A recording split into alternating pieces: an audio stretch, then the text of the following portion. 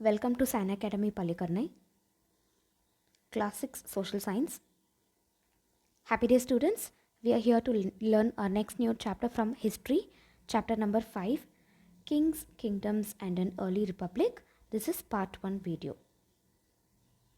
Topics to be covered are how some men became rulers, varnas, Janapathas, Mahajanapathas. How some men became rulers. Choosing leaders or rulers by voting is something that has become common during the last 50 years or so. How did men become rulers in the past? But around 3000 years ago, we find some changes taking place in the ways in which Rajas were chosen. Some men now became recognized as Rajas by performing very big sacrifices. The Ashwamedha or the horse sacrifice was one such ritual. A horse was let loose to wander freely and it was guarded by the Raja's men. If the horse wandered into the kingdom of other Rajas and they stopped it, they had to fight. If they allowed the horse to pass, it meant that they accepted that the Raja who wanted to perform the sacrifice was stronger than them. These Rajas were then invited to the sacrifice, which was performed by specially trained priests who were rewarded with gifts. The Raja who organized the sacrifice was recognized as being very powerful, and all those who came brought gifts for him. The Raja was a central figure in these rituals. He often had a special seat, a throne, or a tiger skin. His charioteer, who was his companion in the battlefield and witnessed his exploits, chanted tales of his glory. His relatives, especially his wives and sons, had to perform a variety of minor rituals. The other Rajas were simply spectators who had to sit and watch the performance of the sacrifice. Priests who performed the rituals, including the sprinkling of sacred water on the king. The ordinary people, the Vish or Vaishya, also brought gifts.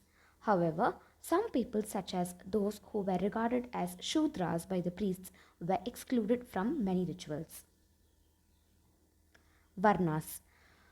We have many books that were composed in northern part of India, especially in the areas drained by the Ganga and the Yamuna during this period. These books are often called later Vedic because they were composed after the Rig Veda, about which we learnt in the previous chapter. These include the Samaveda, Yajurveda and Atharva Veda as well as other books. These were composed by priests and described how rituals were to be performed. They also contained rules about society. There were several different groups in society at this time: priests and warriors, farmers, herders, traders, craftspersons, laborers, fishing folk, and forest people. Some priests and warriors were rich, as were some farmers and traders. Others, including many herders, craftspersons, laborers, fishing folk, hunters, and gatherers, were poor. The priests divided people into four groups called varnas. According to them, each varna had a different set of functions. The first varna was that of the Brahmin. Brahmins were expected to study and teach the Vedas, perform sacrifices, and receive gifts. In the second place were the rulers, also known as Kshatriyas. They were expected to fight battles and protect people. Third were the Vish or the Vaishyas. They were expected to be farmers, herders, and traders. Both the Kshatriyas and the Vaishyas could perform sacrifices. Last were the Shudras, who had to serve the other three groups and could not perform any rituals. Often, women were also grouped with the Shudras. Both women and Shudras were not allowed to study the Vedas. Later, they classified some people as untouchables. These included some craftspersons, hunters, and gatherers, as well as people who helped perform burials and cremations. The priests said that contact with these groups were polluting. Many people did not accept the system of Varna laid down by the Brahmins. Some kings thought they were superior to the priests. Others felt that birth could not be a basis for deciding which Varna people belonged to.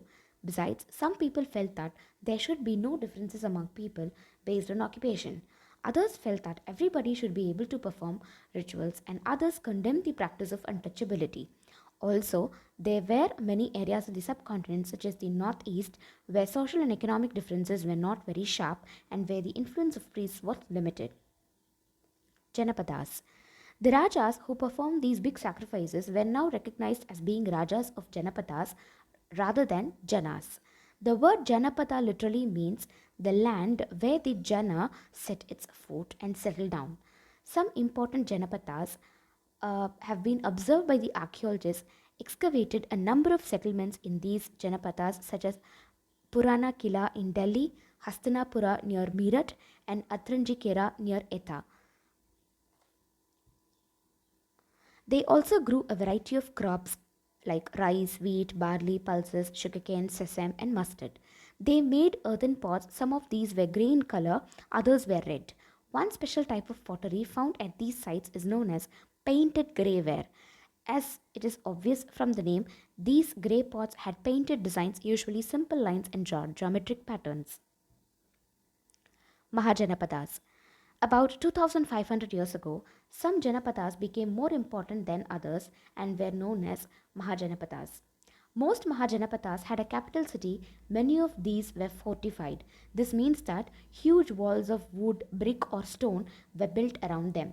Forts were probably built because people were afraid of attacks from other kings and needed protection. It is also likely that some rulers wanted to show how rich and powerful they were by building really large, tall, and impressive walls around their cities. Also, in this way, the land and the people living inside the fortified area could be controlled more easily by the king. Building such huge walls required great deal of planning. Thousands, if not lakhs, of bricks or stones had to be prepared. This in turn meant enormous labor provided possibly by thousands of men, women, and children. And resources had to be found for all of this. The new Rajas now began maintaining armies. Soldiers were paid regular salaries and maintained by the king throughout the year.